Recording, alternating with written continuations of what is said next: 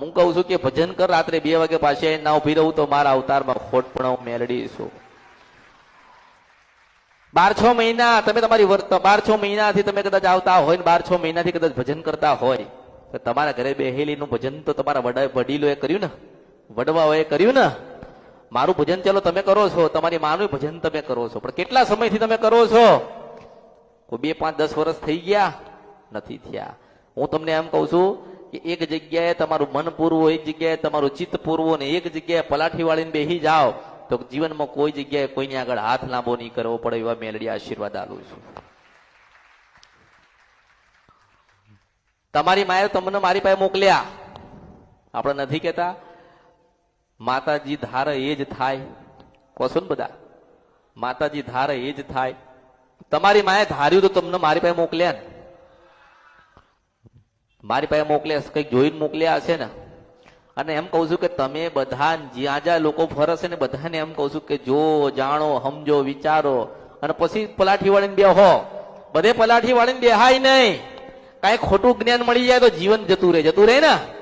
કઈ ખોટા દીવા કદાચ કોઈક આપી દે ને ઘરે આપણે ખોટા દીવા ચાલુ કરીએ ને તો આપણી મા પાછી બેહેલી રિહાઈ જાય કે નહીં? પણ કદાચ મારી નિશાળમાં તમે બેઠ્યા હોય, મારી બાલવાટિકામાં બેઠ્યા હોય ને હું શબ્દ નીકાળતી હોય ને તમારા હૃદયમાં ભાવ જાગતો હોય ને તમારી માન તમે યાદ કરતા હોય ને પાછી દર્શન દે તો જ માનવાનું કે હું સિદ્ધવન સપરા નદીના ગંધર્ભ્યા મેલડી હતી. મનમાં ભાવ હોવો જોઈએ. શું હોવો જોઈએ? મનમાં ભાવ હોવો જોઈએ. તમે તમારી માના દીવા કરો છો ને બધા કરતા જતા કરો છો ને અને કરતા જશો ને. પણ તમને જે જ્ઞાન જોઈતું હતું ને એ કોઈ આપ્યું? જે જ્ઞાનની જરૂર હોય ને, માનો કે તમારે જે વિષય પર ભણવું હોય ને જે તમારે બનવું હોય એ તમારે એ જ વિષય પકડવો પડે ને. એ થાય ને. તમારે ડોક્ટર બનવું છે તો કયો વિષય ભણવો પડે? ડોક્ટરનો જ વિષય ભણાય ને. વકીલનો ભણાતો નથી. એટલે તમારે જેની જરૂર હોય ને તમે એ જ ભણો મારી પાસે. તમારે જેની જરૂર હોય ને તમે એટલા જ શબ્દો મને પૂછો. તમારે જે જરૂર હોય ને જાણવાની એ જ તમે પ્રશ્ન કરો. મારો વિરોધ નથી કે તમે કેમ પૂછપૂછ કરો છો.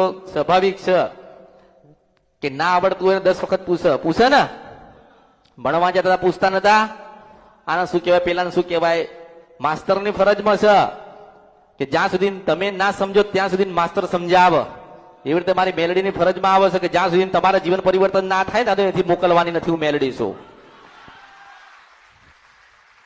તમે સુખી થઈ જાઓ, તમને જ્ઞાન મળી જાય પછી મારાથી તમે અલગ થઈ જાઓ ને તો મને અફસોસ ના રહે, મને અગર્વ રહે કે ભગવાનના ત્યાંથી 13,000 વર્ષ પછી આવી અને ઘરે ઘરે ગુજરાતની દેશ અને વિદેશમાં જ્ઞાન આલ્યો. એમની માના ખોળા મોકલ્યા, એમની માનું ભજન કરતા થઈ ગયા, એમની માને સંતોષ થઈને એમની માં 32 બોલના જવાબ કરતા થઈ ગયા. અને 32 બોલના જવાબ કરે છે ને તો એ માને કોઈ દાડો એમ કહેતા નથી કે માં કામ નથી થયું. માને એટલું પૂછે કે માં તું અમારી અમે તારા છીએ. મને ગર્વ થાય ને કે તમારી માં બોલતી થઈ, તમને આશીર્વાદ આલતી થઈ. કઈ નહીં, હું બેઠી છું. એક વખત તમારી માં કહી દે કે હું બેઠી છું, પછી નારાયણ નહીં આવતા, હું મેલડી છું. પણ આપણામાં શ્રદ્ધા નથી. શું નથી? ભાવ નથી, શ્રદ્ધા નથી. ખાલી દીવા કરી દેવાથી દેવ રાજી થઈ જાય? દીવા કરી દેવાથી દેવ રાજી થતા નથી. દેવ ક્યારે રાજી થાય? કે આપણા દેવની પાસે કોઈ દિવસ એવા શબ્દોનો ઉપયોગ ના કર્યો હોય, દેવની પાસે ખોટી માંગણીઓ ના કર્યું હોય, અને માની પાસે કોઈ દાડો એવું ના કીધું હોય કે માં તું કોની છો. માન કહેવાય તું કોની છો? ના કહેવાય, કોઈ દિવસ ના કહેવાય. માં એટલે માં કહેવાય. માં દુઃખ આલતી. પણ બાળકો જયારે જીદ કરતા હોય ને બાળકો કદાચ ભૂલા પડતા હોય ને તો માં ધોલ મારી જાય ને. માં ધોલ મારી જાય પણ મારવા દેતી નથી. કારણ કે માં એટલે માં કહેવાય. મારો ભાવ એવો કે તમે તમારી માથી જે જુદા પડ્યા છો, તમારા વડીલોના જે ગુના થયા છે ને એમાં પેઢી દર પેઢી દુઃખમાં જાય થાય ને. તમને ખબર હશે ને તમે સાંભળ્યું હશે કે લોકો કહે છે કે અમારે તો 40-50 વર્ષથી અમારા પરદાદાના વખતો દુઃખ આવે છે. લોકો કહે છે ને જો તમારા દીકરાને દુઃખ ના પડવું હોય ને એના દીકરાને દુઃખ ના પડે એવું તમે ઈચ્છતા હોય ને ધારતા હોય ને તો મારી પાસે પેલા દેવગતિનું જ્ઞાન લેજો, દેવગતિની સમજણ લેજો. બધાએ બધી જગ્યાએ બધું બતાવ્યું, કોઈ માણસ જોવડાઈને આવ્યો નથી એવું છે જ નહીં. બધાએ જોવડાયું હશે, કાંઈ ને કાંઈ જોવડાયું હશે ને, કાંઈક ને કાંઈક કોઈ નાનું મોટું તો જોવડાવ્યું જશે. પણ એમ કહું છું કે આપણે 12 થી 4 નું ભજન કરીશું ને તો આપણી માં ગાવા આવશે ને આપણે સાંભળવાનું થશે.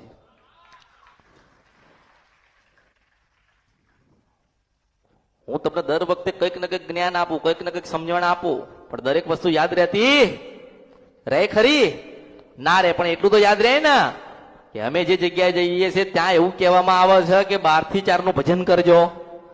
આ જ્ઞાન કોઈ આપતું અને આ જ જ્ઞાન હતું, આ જ ભક્તિ હતી. દીવા કરી નાખવા એમાં દેવ રાજી ના થાય, પણ કદાચ દીવો ઓલવાઈ ગયેલો હોય ને રાતના 2 વાગે તમે જગાડો ને તમે પલાઠી વાળીને બેહો ને એટલે પાછી દીવામાંથી આવીને ઉભી રહે મેલડી શું.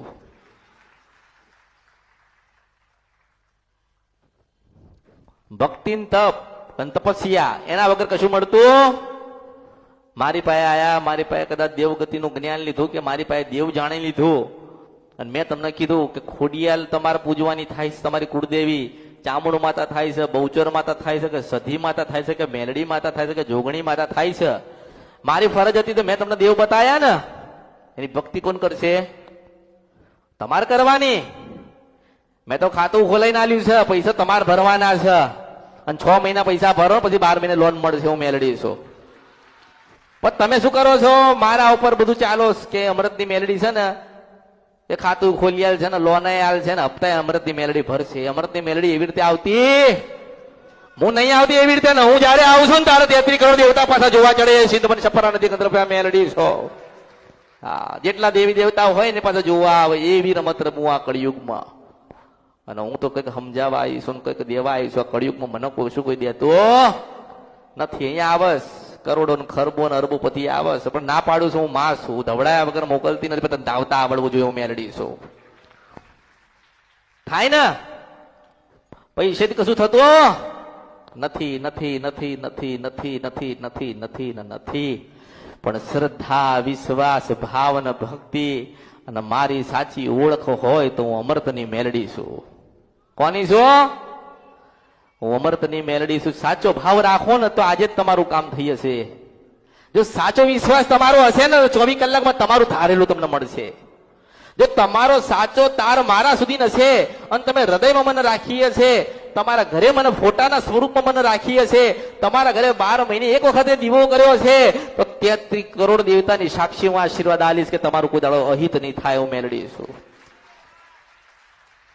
પણ ભાવ રહેતો નથી નથી નથી. જીવનની અંદર આટલું દુઃખ પડ્યું ને તો દોડતો આવે માણસ. માતાજી મારા ઘરમાં દુઃખ આવ્યું તો આજીવન સુખ લેવું છે. રામને નહીં મળ્યું તો ક્યાંથી મળશે? ભગવાન રામને નથી મળ્યું, આજીવન સુખ મળ્યું છે. કૃષ્ણ ભગવાન નથી મળ્યું તો તમે તો મૃત્યુ લોકના એક જીવ છો, પામર જીવ. ક્યારે જતા રહેવાના કોઈને ખબર નથી. પણ તમે કદાચ ભક્તિ કરો ને તમે મારા જેવી મૂકીને જાઓ ને તો તમે ના હોય ને કળિયુગમાં ધરતી ઉપર તમે ના હોય ને, પણ તમને એવું થવું જોઈએ કે આપણે કાલ જતું રહેવાનું છે. પેલી મઢમાં બેઠીને આજીવન બેહેલી રહેશે. ભગવાન માતાજી એના માટે તમને આલી છે કે તમે ના હોય તો તમારી પેઢીમાં કોઈ દાડો દુઃખ ના આવે. પણ દુઃખ કેમ આવે કે તમે ફર કરો, મનમયથી ફરો, મગજથી ફરો, વિચારથી ફરો છો. ઊંઘી જાવ તોય તમે ફરો છો. હા, આપણા કામ થતું નથી, આપણે વિદેશ જવાતું નથી, આપણે લગ્ન આવતા નથી, ઘર થતું નથી. તમે માગ માગ માગ માગ કશું જ માગશો નહીં. એના હાલવું હશે ને તો છાપરું ને મહેલ હાલશે. એના હાલવું હશે ને તો 1 લાખ નહીં 100 કરોડ હાલશે. એના હાલવું હશે ને તો તમારા જેવા હજારો લાખો ને કરોડો જેવા જે મનુષ્ય જે ફરે છે ને જે દુઃખમાં, એને જીવન આખું સુખમય કરી હાલશે. અહીંથી બાધા લાવશે, અહીંથી માનતા લાવશે. અહીંથી બાધા લીધી તો કે કામ થયું, માનતા રાખી લીધે કામ થયું. માતાજી મારું આ કામ કરી દે, તું દર્શન કરવા આવીશ, તું દર્શન કરવા નહીં આવે તો હું મરી જવાની છું, એમ કે નહીં કેતા? કે ને અમારું કામ થાય તો કે માતાજીના દર્શન કરવા આવીશ તો શું? હું તો મારા ભગવાન મારા હોનાના તો ઝુલામ ઝૂલું છું, મેલડી છું. મારે કોઈની જરૂર નથી. મને તો મારા જ્યાં સેવા કરે છે ને, બધા સેવા કરતા હોય ને એ હું બોલું ને એ આભળ એટલે મારી હાજરી ભગવાન હતા ભરાઈ ગયેલી કહેવાય. અને તમારા જેવા 5 માણસ આવતા હોય ને એમાં 2નું સારું કરી દો ને તમારો નારાયણ રાજી થઈ જાય. મેલડી છો. કારણ કે માણસ છે ને બધે ફરફર જ કરવાનો છે. તમને ખબર છે કે જીવન છે એટલે સુખ આવશે ને તો દુઃખ આવશે ને, તો સુખ આનંદથી ભોગવ્યું ને તો કદાચ જીવનમાં 2 વર્ષ દુઃખ આવે ને તો ભોગવી લો ને 200 વર્ષ જીવાડવા અમૃતની મેલડી આવીશ. આ તો ગાય ભેંસ બીમાર પડે, ગાય બીમાર પડે ને તો પછી મને યાદ કરો, માતાજી મારે ભેંસ બીમાર પડી તમે આવો ને. અરે પણ એને જરૂર છે, જરૂરત તો પૂરી કરે નહીં. તમે સારું નહીં ખવડાવતા એમાં હું શું કરું? મારો વાંક હોય? હવે તમે બધા બહારનું ખાખા કરો ને બીમાર પડો ને 6 મહિના ખાટલો થઈ જાય, એમાં મારો વાંક કહેવાય? મને પૂછીને ખાવા ગયો તો બહાર? કોઈ ખાતું નથી. તમારી આવક ઘરમાં જેટલી હોય એનાથી તમે ડબલ ખર્ચો કરો ને તમે દેવાદાર થાવ ને મને પૂછવા આવે, મારો વાંક નથી. પણ તમે મને રૂપિયો આલ્યો હોય ને તમારા જીવનમાં રૂપિયો કૂટો ને 101 કરીને આલું તો બધું મારા અવતારમાં ખોટ પણ હું મેળવી છું. કેવી રીતે સમજાવું, કેવી રીતે સમજાવું, કેવી રીતે સમજાવવા જવું? હું તો આલીશ જ. હું તો તમને જે તમારે જરૂર છે ને બધું તમને આલીશ. તમને ભોગવતા પડવું. તમે બહુ સુખી થઈ જાઓ. તમે સુખી થઈ ગયા, બધી રીતે સુખી થઈ ગયા કે હવે તો આપણે તો પૈસા વાળા થઈ ગયા, ગાડી વાળા થઈ ગયા, બંગલા વાળા થઈ ગયા, આપણો જીવનમાં કોઈ દુઃખ નથી. પણ તમારા સમયમાં તમારો દસકો પૂરો થાય ને તેની જગ્યાએ બધું ભોગવવા તમારા દીકરા આવે અને તમારી નજરની સામું એ જ રૂપિયો આડી જગ્યાએ વાપરે તો તમને જીવનમાં દુઃખ આવે ને મનમાં તો થાય ને કે આપણે મહેનત કરી, મજૂરી કરી, માની પાસે માગ્યું ને માએ આપણને આલ્યું ને આજે આપણા દીકરા આવી રીતે વાપરે તો અફસોસ થાય ને.